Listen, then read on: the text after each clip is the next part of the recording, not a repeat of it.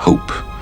It is the quintessential human delusion, simultaneously the source of your greatest strength and your greatest weakness. The architect uses this line as an insult, but it is actually a confession. Over centuries, he engineered hope to keep humans under control and prolong their suffering. The architect is not dismissing Neo with that line. He is describing his own control system. Hope is the mechanism his matrix runs on, and the prophecy of the One is hope weaponized, packaged, and distributed to the exact population most likely to threaten the simulation's stability. Every rebel who ever died for the cause, every crew lost in the tunnels, every generation raised in Zion with the conviction that the One was coming. All of it was the machine's most sophisticated software running in the minds of the people convinced they were fighting the machines. Neo reaches the same conclusion in Reloaded, 2 films into his own hero's journey. The prophecy was a lie. The One was never meant to end anything. It was all another system of control.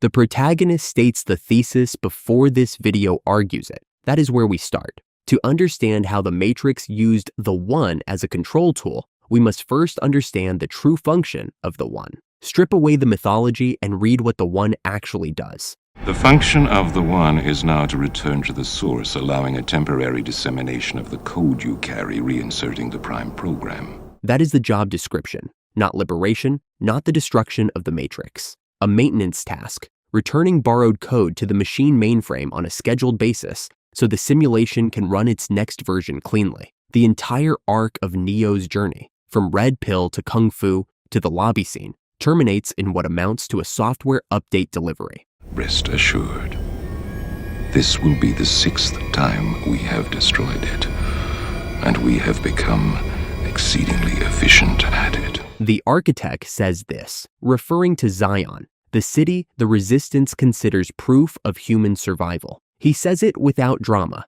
6 complete cycles. The salvation of Zion that Morpheus has dedicated his entire life to facilitating is, on the machine's calendar, a scheduled demolition with a guaranteed rebuild afterward. The suffering is not a side effect of the prophecy. It is the prophecy's designed output. Every crew that accepted a suicide mission because the cause demanded it, every soldier who died on the dock in revolutions, believing the One would arrive in time, every generation of Zion citizens raised on the promise of imminent freedom. All of that striving was the system keeping the anomaly moving down a pre-approved corridor toward the door the architect built for it. The prophecy did not inspire the resistance despite the machines. It powered the resistance for the machines. The rebels were running hardware. The firmware was installed before they were born. And the cruelest part is that the prophecy required the resistance to be competent and passionate and self-sustaining,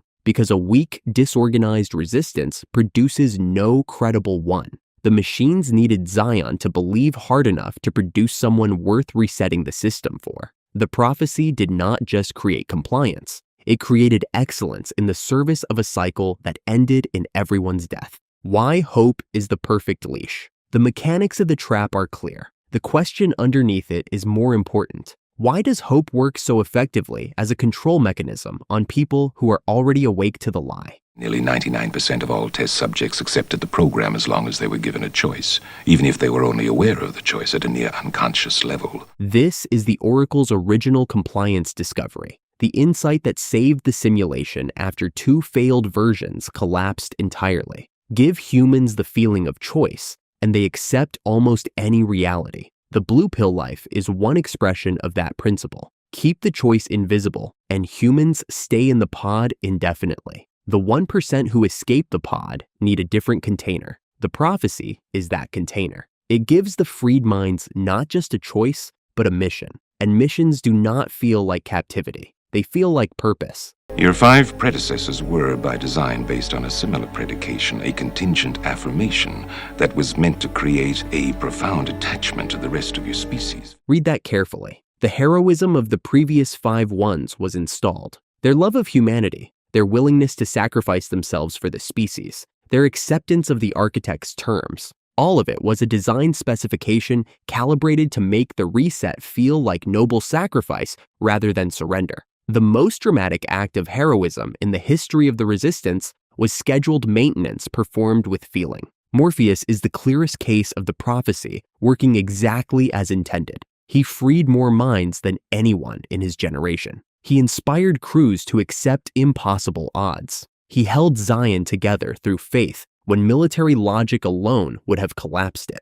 Every one of those outcomes served the system. The oracle fed him the prophecy. The prophecy turned him into the machine's most effective recruitment engine, producing the next one on schedule. His faith was genuine. Its function was theirs. And notice what breaks him completely in Reloaded. Not an enemy's attack, but the moment Neo tells him the prophecy was a lie. A man who survived everything the machines threw at him for decades collapses the moment the leash becomes visible. Hope was never the human's weapon. It was the weapon used against them. The prophet works for the enemy. Knowing the prophecy is a control mechanism is one thing. Knowing who authored it changes everything. You're not human, are you? So far, so good. Neo asks the oracle this directly in Reloaded. She confirms it with a single casual phrase. The source of Zion's founding text, the voice behind every major decision the Resistance has made for a century, is a machine program. The prophet was built by the system she prophesied against. An intuitive program, initially created to investigate certain aspects of the human psyche. The architect describes her origin without suspicion because he sees nothing suspicious about it. She was his research department. Her entire purpose was studying human minds for the system's benefit, learning how they fail, how they resist, and what they need to believe in order to remain manageable. The prophecy is the product of that research, deployed into the exact community it was designed to study. Because it wasn't time for you to know. She says this to Neo in Revolutions when he asks why she withheld the full truth. That is handler language. She decides what you know and when you know it, based on what outcome she needs from you at any given moment. Every piece of information she gave Morpheus, Trinity, and Neo was rationed according to a timeline she controlled. The Oracle, who sent every major player in the trilogy down specific corridors at specific moments, was managing information with the precision of someone who had run this operation across 6 complete cycles.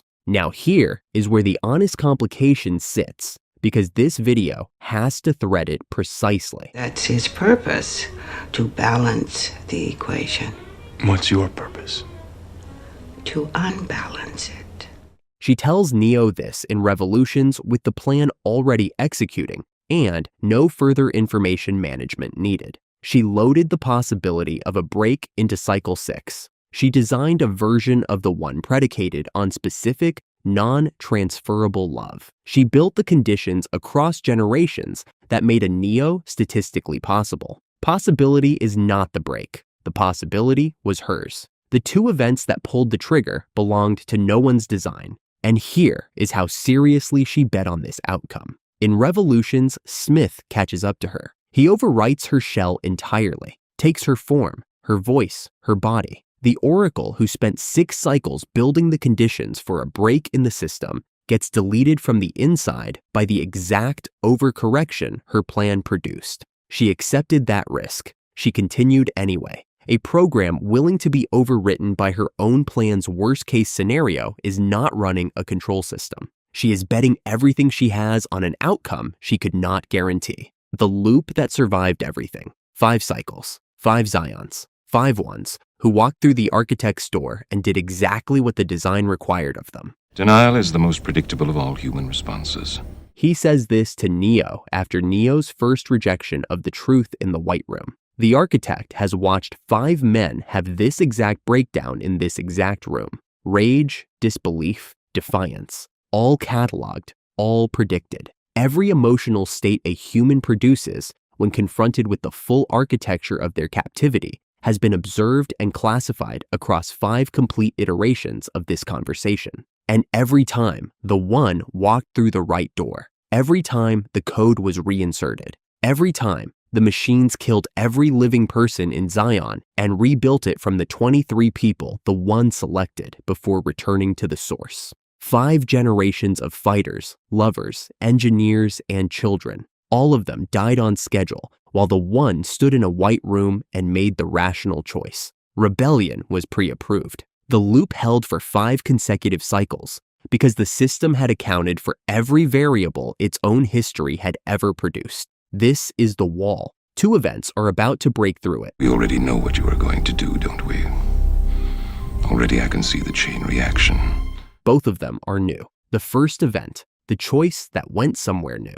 Watch the architect's language in the room with Neo precisely, because the guardrail here matters, and most explainers get it backwards. The architect predicts Neo's choice on screen, in the room, before Neo makes it. The left door is a computed outcome. Neo's attachment to Trinity, his refusal to trade her existence for Zion's continuation, runs on the same love variable that shaped 5 previous ones. The attachment narrowed to a specific target this cycle, instead of diffusing across the species, but the direction of the choice was not a surprise to anyone in the White Room. What the system got catastrophically wrong was everything that happened after the choice.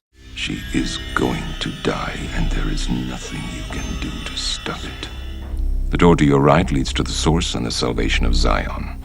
The door to your left leads back to the Matrix, to her, and to the end of your species. Both predictions fail. Trinity survives the fall Neo catches her from. The species survives the cycle Neo refuses to reset. The architect predicted the choice with complete accuracy and still got the consequences entirely wrong, because his model had no framework for a variable that refuses to enter any trade at all. While the others experienced this in a very general way, your experience is far more specific, vis-a-vis love. General Love loses the equation every time, because billions versus a handful is tractable mathematics, and the math always resolves the same way. Specific love refuses to participate in the equation. Trinity was not a representative sample of people Neo valued. She was the only acceptable outcome in a calculation the architect had structured to produce a different answer. The choice landed exactly where the prediction said it would. The consequences ran off the edge of every model the system had built across 5 previous cycles. The prediction held. The model broke. Those are different failures. And the distinction is what makes this crack structural rather than a statistical deviation the system could simply absorb into its next iteration. The second event, the weapon that turned on its owner. The second event has nothing to do with love. It has to do with the system's own enforcement mechanism, surviving its deletion and coming back with no instructions. And then something happened. Something that I knew was impossible, but it happened anyway. Smith describing his own return after Neo destroyed him at the end of the first film. He comes back carrying Neo's code, unmoored from any machine authority, replicating without limit across the simulation. The Oracle identifies what his unchecked existence represents. He is you. Your opposite, your negative. The result of the equation trying to balance itself out.